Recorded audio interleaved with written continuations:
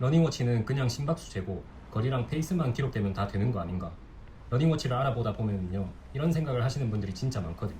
사실 틀린 말은 아닙니다. 집 주변에서 정해진 코스만 달리고 운동이 끝난 다음에 거리랑 페이스만 확인할 거라면 굳이 비싼 러닝워치를 살 필요는 없거든요. 더 저렴한 제품으로도 충분하고 심지어 휴대폰 어플리케이션으로도 어느 정도 기록은 남길 수 있습니다.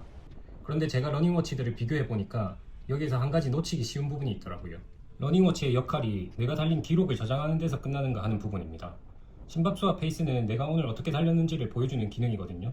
그런데 초보 러너에게 진짜 어려운 건 이런 기록을 남기는 게 아니라 러닝을 계속하는 겁니다.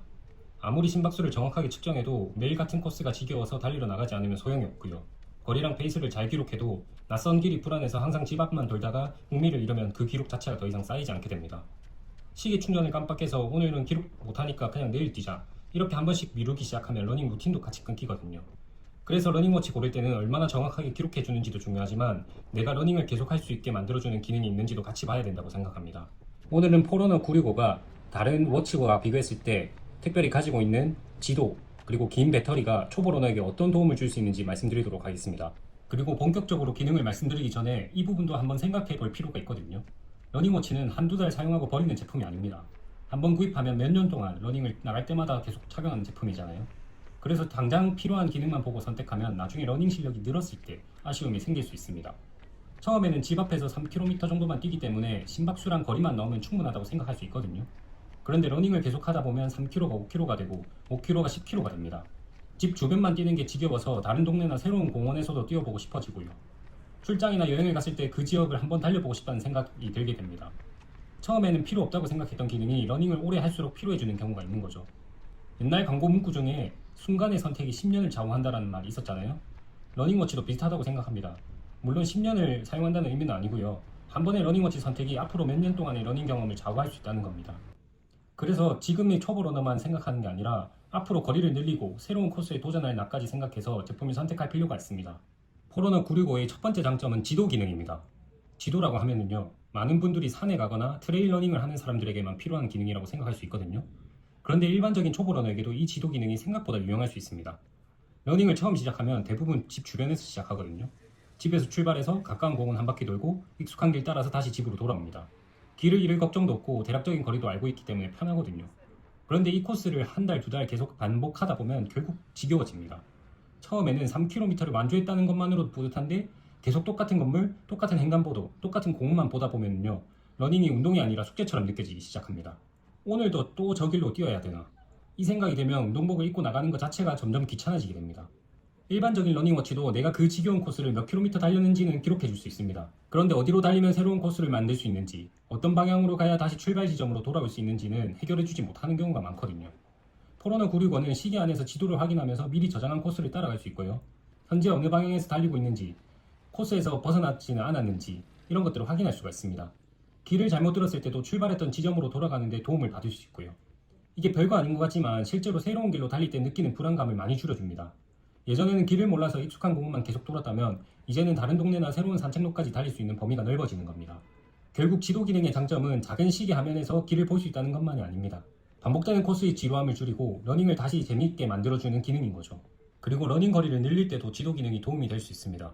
초보 러너가 처음에는 3km를 뛰다가 체력이 조금씩 좋아지면 5km, 7km, 10km까지 가보고 싶어지거든요.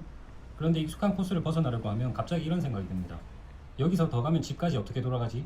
길을 잘못 들면 생각보다 너무 멀어지는 거 아닐까?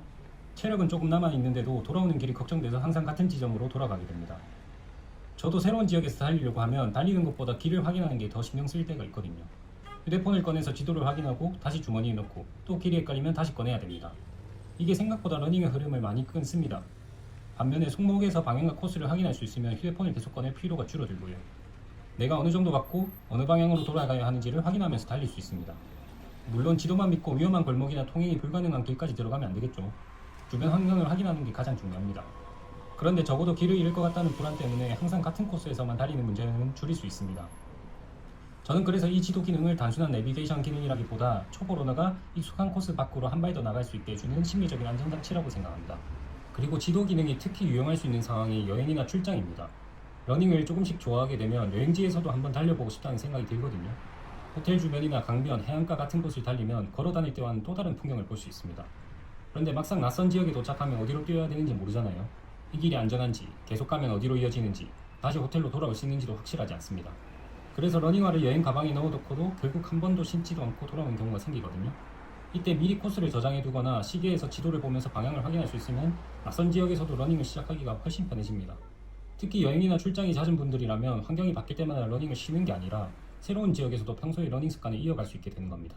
그 다음 포러너 965의 장점은 가장 긴 배터리입니다. 배터리가 오래 간다고 하면은요, 그냥 충전을 자주 하지 않아도 돼서 편하다는 정도로 생각할 수 있거든요. 그런데 초보 러너에게 이 작은 편의성이 생각보다 중요합니다. 러닝을 꾸준히 하려면 운동을 시작하기 전에 거쳐야 되는 과정이 적어야 됩니다. 운동복을 입고 러닝화를 신고 시계에서 러닝 버튼을 누르고 바로 나가야 되거든요. 그런데 열심히 준비하고 나가려고 했는데 시계 배터리가 거의 없다고 생각해보세요. 오늘은 기록도 제대로 못 남기겠네. 충전해놓고 내일 뛰어야겠다. 이렇게 운동을 미룰 수 있게 되는 겁니다. 물론 시계가 없다고 달리지 못하는 건 아닙니다. 그런데 러닝을 시작한 지 얼마 되지 않은 분들에게 운동 기록이 굉장히 큰 동기부여가 되거든요. 어제보다 조금 더 멀리 달렸다는 기록이나 이번 달에 몇 번이나 달렸는지 보여주는 달력, 같은 코스를 달렸는데 페이스가 조금 빨라졌다는 결과들이 다시 러닝화를 신게 만들어줍니다. 그런데 충전이 안 돼서 기록을 남기지 못한다고 생각하면 운동 자체를 미루게 되는 경우가 생기는 거죠. 배터리가 오래 가면 매일 시계를 충전해야 된다는 부담이 줄어들고요. 생각났을 때 바로 러닝을 시작할 수 있습니다. 결국 긴 배터리의 장점은 단순히 충전 횟수가 줄어드는 데 있는 게 아닙니다. 러닝을 시작할 때 생기는 작은 귀찮음과 핑계를 하나 줄여주는 데 있습니다. 그리고 러닝워치는 달릴 때만 사용하는 제품이 아니거든요. 평소 심박수나 수면 상태, 스트레스와 회복 관련 데이터를 계속 기록하게 됩니다. 초보 러너들은 열심히 달리는 것보다 언제 쉬어야 되는지를 판단하는 게 더 어려울 수 있습니다. 조금 컨디션이 좋으면 매일 달리고 몸이 무거운 날에도 계획한 거리를 억지로 채우다가 피로가 쌓이거나 통증이 생겨서 러닝 자체를 오래 쉬게 되는 경우도 있거든요. 그런데 배터리가 자주 부족해서 밤마다 시계를 벗어놓거나 며칠 동안 착용하지 못하면 수명이나 일상적인 신체 데이터도 중간중간 끊길 수 있습니다. 배터리가 오래가면 시계를 계속 착용하기 편하고요. 운동한 날의 기록뿐 아니라 운동하지 않은 날의 수면과 회복 데이터도 꾸준히 쌓을 수 있습니다. 그래서 오늘 조금 더 달려도 되는지 아니면 하루 정도 쉬어야 되는지를 판단할 때도 도움을 받을 수 있는 겁니다. 그렇다고 해서 모든 초보 러너가 무조건 포러너 965를 사야 된다는 건 아닙니다.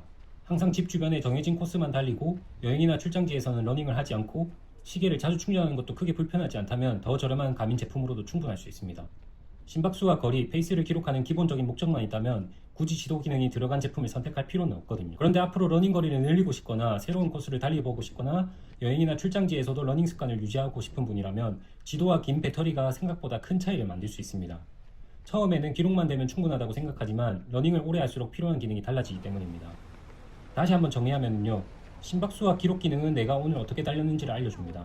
그런데 지도와 긴 배터리는 내가 다음에도 계속 달릴 수 있는 환경을 만들어줍니다. 지도는 더 멀리 갈 수 있는 용기를 주고 긴 배터리는 러닝 습관이 끊기지 않도록 도와줍니다. 러닝워치는 오늘 한번 사용하고 끝나는 제품이 아닙니다. 한 번의 러닝워치 선택이 앞으로 몇 년의 러닝 경험을 좌우할 수 있습니다. 지금의 초보 러너에게만 맞는 시계를 선택할 건지 앞으로 거리를 늘리고 새로운 코스에 도전할 날까지 생각할 것인지 이 부분을 비교해 보시면 좋을 것 같습니다. 가민 포러너 965의 자세한 기능과 가격이 궁금하신 분들은 고정 댓글에 확인할 수 있는 링크를 남겨놓도록 하겠습니다. 오늘 영상이 러닝워치를 선택하는 데 도움이 되셨길 바라면서 저는 다음에도 더 좋은 영상으로 찾아뵙도록 하겠습니다.